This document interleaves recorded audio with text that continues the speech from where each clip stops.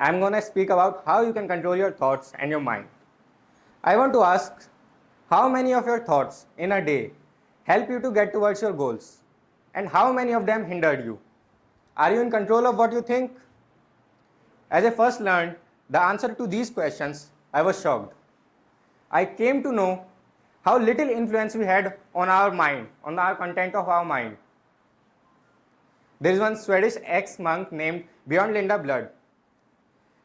He was a Buddhist monk for 18 years before he came to his ordinary life. Upon his return, one journalist interviewed him and asked, "You have been doing meditation for so many years without any distraction. So what's that one key insight you took with yourself home?" He answered, "I no longer believe in everything I think." Sounds so mundane, and yet it's not. This, my friends, is why I am here today, to introduce you guys the concept of that you can change your mind and become an architect who can construct his own life by design. Now we see more people die because of eating too much than eating too little. More people die by committing suicide than are killed by war criminals and terrorists combined. We have lost control on our mind like we used to have. In our culture, we are always raised to crave for stimulants. I am not talking about only drugs. It can be anything. We do anything like listening to music, watching movies, and going to shopping, eating food, anything. The list is endless. There is one American philosopher and psychiatrist named William James. He said our thoughts become perception and perception becomes reality. Alter your thoughts, alter your reality. Today, I wish to share with you guys the two most important methods to control your thoughts and mind. The first one is practicing meditation. Doing it for 15 minutes a day, 4 days a week, you can change your whole life.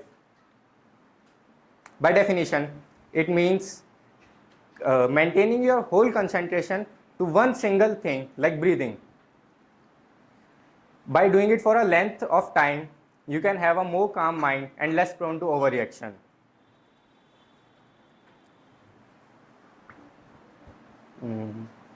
Okay, I want to give you an example. Imagine your mind is a web of thoughts made up of different type of threads.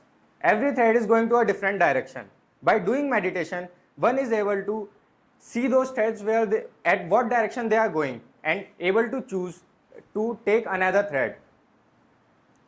But the main objective of doing meditation is this, so that you can observe your thoughts and being able to choose another thought, which can lead you to different emotional states like anxiety, fear, depression. Method number 2, restrain your physical and mental input. They say you are what you eat.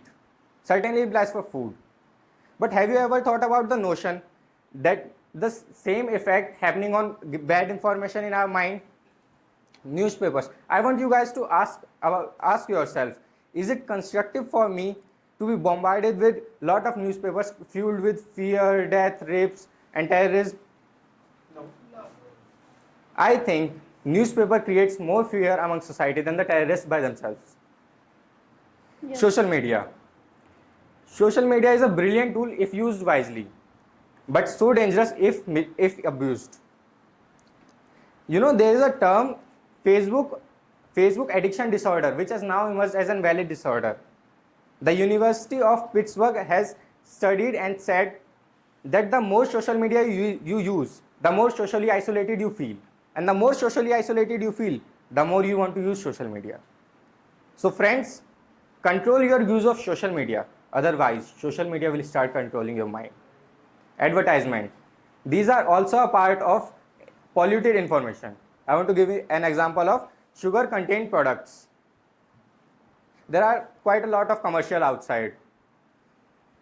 And now, sugar has become #1 health threat globally. Sugar has killed more people than cocaine and heroin combined. So what can we do? Stop using sugar and sugar-contained products? Of course not, because they are not inherently bad. Sugar is good for a lot of people. The problem does not lie in externality. The problem lies in our mind. As an individual, we have to take responsibility to choose what to take when we are exposed to those products and their commercials. We have to do a transition from being smart monkeys to conscious beings. And it's not the horrible events that we have to fear. It's our own unwillingness to change how we react to those events. Thank you so much, guys, for letting me be part of this.